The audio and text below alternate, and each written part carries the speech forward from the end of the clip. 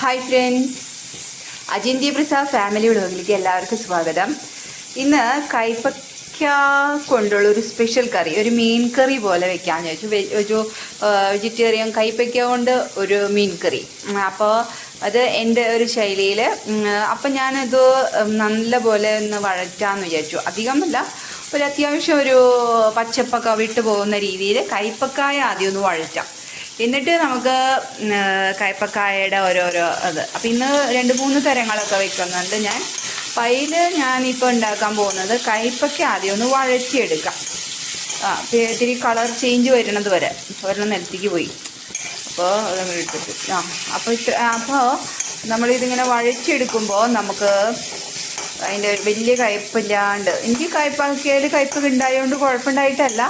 ഉപ്പേരിക്കാണെങ്കിൽ ഇത്തിരി നാളികേരമൊക്കെ ചേർക്കാം. ഇതിൽ നാളികേരം നമ്മൾ ചേർക്കും, എങ്കിലും നമ്മളൊന്ന് ജസ്റ്റ് ഒന്ന് വഴറ്റുമ്പോൾ ഒരു വേറൊരു ടേസ്റ്റ് ആവും എന്നൊക്കെ മനസ്സിലാക്കുന്നു ഞാൻ.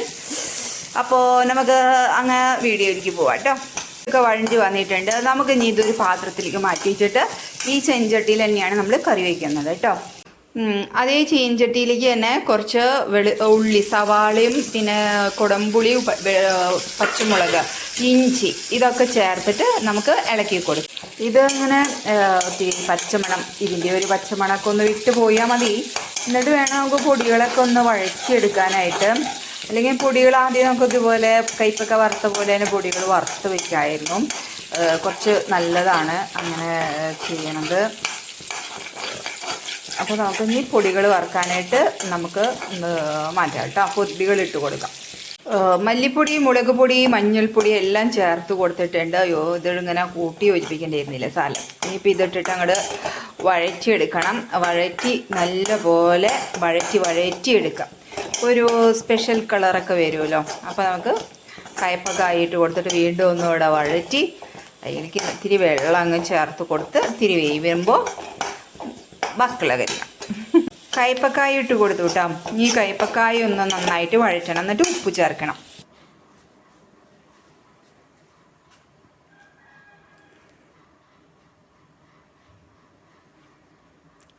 ശീർഷാസനം ചെയ്യുന്ന ചേട്ടൻ.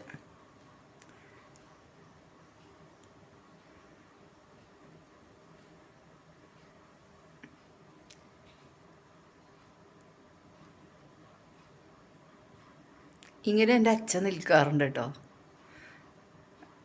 പിന്നെ ഞാൻ കാണുന്നത് ഇങ്ങനെ നിൽക്കാറുണ്ട്. എൻ്റെ അച്ഛനും ഇങ്ങനെ നിൽക്കണത് ഞാൻ കാണാറുണ്ട്.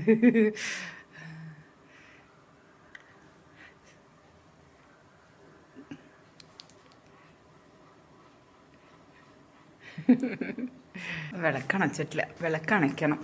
രാവിലത്തെ വിളക്കണയ്ക്കാനായിട്ട് വിട്ടു പോയിക്കാം. വിളക്കണയ്ക്കട്ടെ. പോലെ ഇങ്ങനെ തിളയ്ക്കുന്നുണ്ട്. ഇനി നമുക്കത് ചെറിയ തീയിൽ അതങ്ങോട്ട് വെന്തോട്ടെ. തിരി വെന്തുണ്ട്, അതൊന്ന് ജസ്റ്റ് ഒന്ന് വെന്തോട്ടെ. ഒന്നുകൂടി ചെറു തീയിലേക്ക് ആക്കി വയ്ക്കാം. നാളികേരം ചേർക്കാം. ഇനി കുറച്ച് നാളികേരം ചേർക്കാം. അങ്ങനെ പേസ്റ്റ് പരുവത്തിൽ അരച്ചു കൊണ്ടുവന്ന നാളികേരം അങ്ങ് ചേർത്ത് നല്ല പോലെ അങ്ങ് മിക്സാക്കി അടച്ചു വെച്ച് വേവിക്കാം, അല്ലെങ്കിൽ തുറന്ന് വെച്ച് വേവിക്കാം.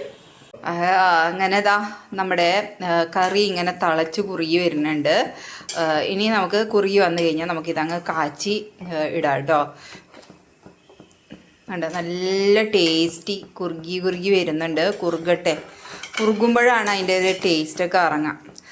നാടൻ കയ്പ്പക്കായിരുന്നേ. അപ്പോൾ അതുകൊണ്ട് അതിൻ്റെ ഒരു കയ്പ്പൊക്കെ ഉണ്ട് കേട്ടോ. കയ്പ്പക്കായ മീൻ കറിക്ക് ഒന്ന് കുറുകട്ടെ. ഉണ്ട്, എണ്ണയൊക്കെ തെളിഞ്ഞ് വരുന്ന കണ്ടോ. വെണ്ടക്കായ ഒരു ഉപ്പേരി വയ്ക്കാമെന്ന് വിചാരിച്ചു. വെണ്ടക്കായ കൊണ്ട് ഒരു ഉപ്പേരിയും കൂടി വയ്ക്കാം. മീൻകറി ഇറക്കി വെച്ചു കേട്ടോ, കാച്ചി വെച്ചു, ഞാൻ കാണിക്കാം.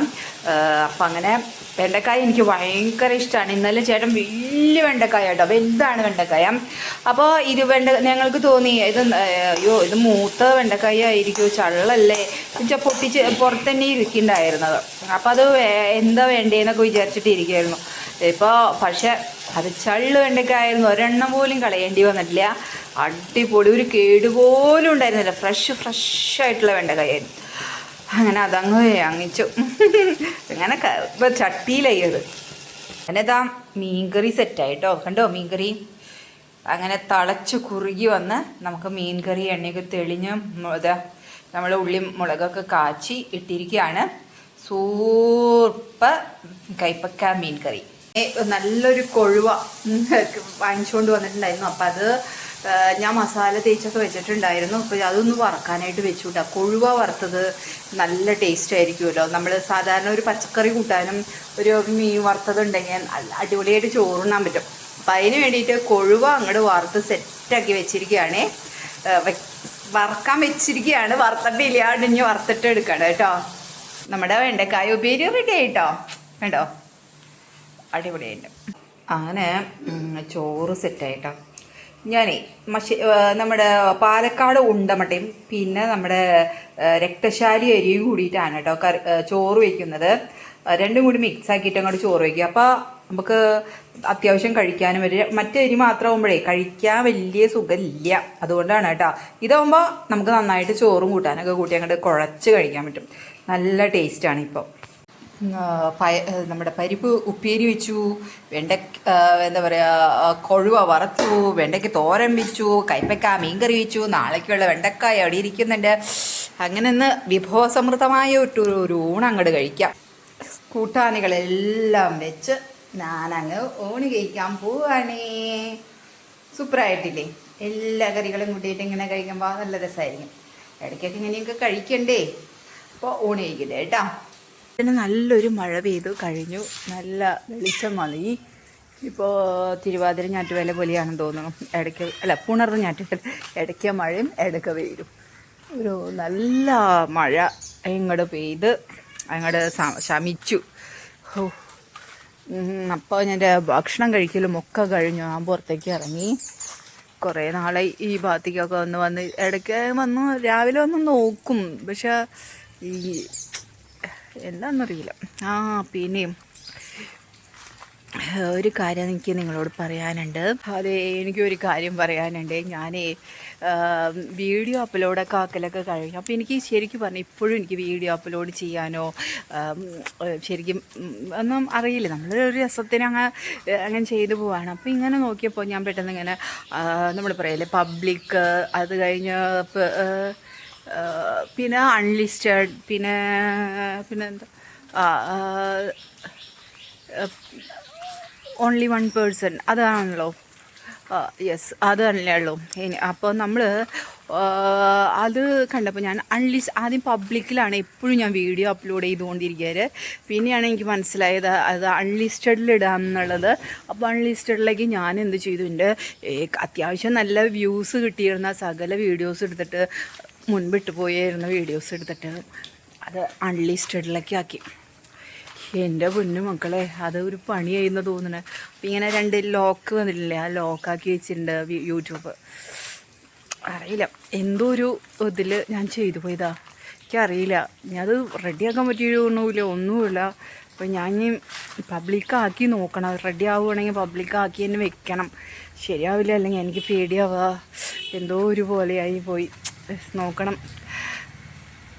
അതൊന്ന് കുറേ 2-3 ദിവസമായി ഭയങ്കര ടെൻഷനായിട്ടിരിക്കുക ഞാൻ.